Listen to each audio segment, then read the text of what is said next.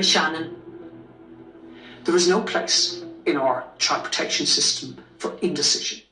Decisions need to be taken, having regard to the rights of all of the parties, but they need to be taken in a timely fashion. What we shouldn't forget is childhood doesn't stand still. Childhood lasts for a very limited period of time. And there's a danger, unless we deal with these cases in a timely fashion, that children end up drifting rudderless in the care system.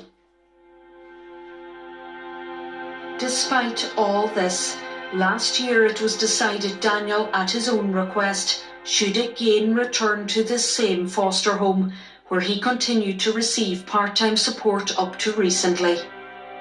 When we asked Tusla about this decision, a spokesperson says it does not comment on individual cases. RTE has learned that late last year in excess of 70 charges were brought against the teenage member of the foster family accused of sexual abuse. The charges, all of rape and buggery, cover a 5-year period up to 2007 and relate to 3 victims.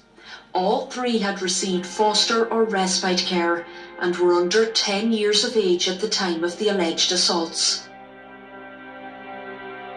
The majority of the charges brought against the accused relate to Deirdre. And that makes me feel sick. I was really disturbed by that, to the point that I was floored. I was crying. I was really upset. In its statement, Tusla said it does not comment on cases where there are ongoing legal proceedings. So how did our child protection measures fail these children so badly? The foster care system is the bedrock of the care system. Most of the time it does a fantastic job.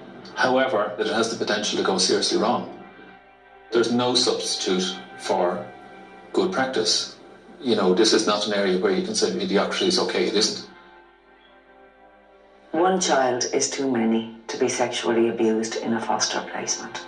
It shouldn't happen. It just shouldn't happen. So it's a huge disaster. And it's a tragedy.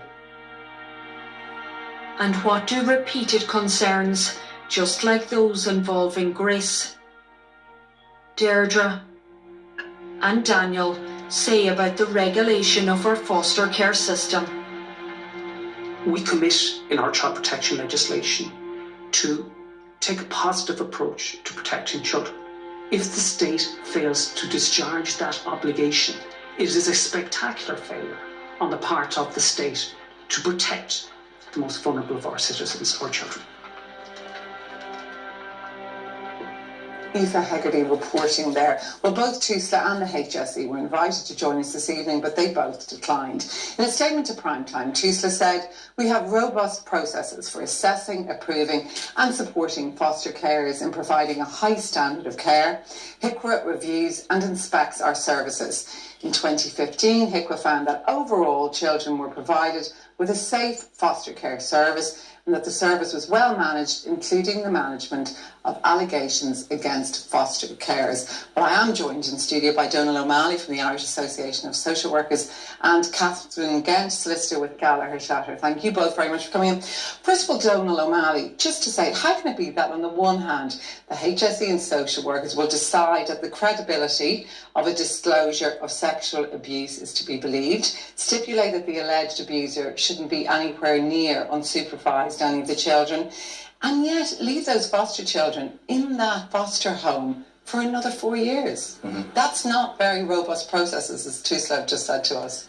Well, absolutely. And as Ciarán pointed out, there are very clear procedures and protocols regarding these situations, and there are a lot of questions to be answered. And we would certainly welcome a proper investigation of this and see where the failings are. Where do you think they are, Joe? I mean, I don't want to target social workers, but at the end of the day, if you were a social worker and this came to your attention, surely you wouldn't want that child to be left there for another 4 years. How does that happen? No, you certainly wouldn't, and you would take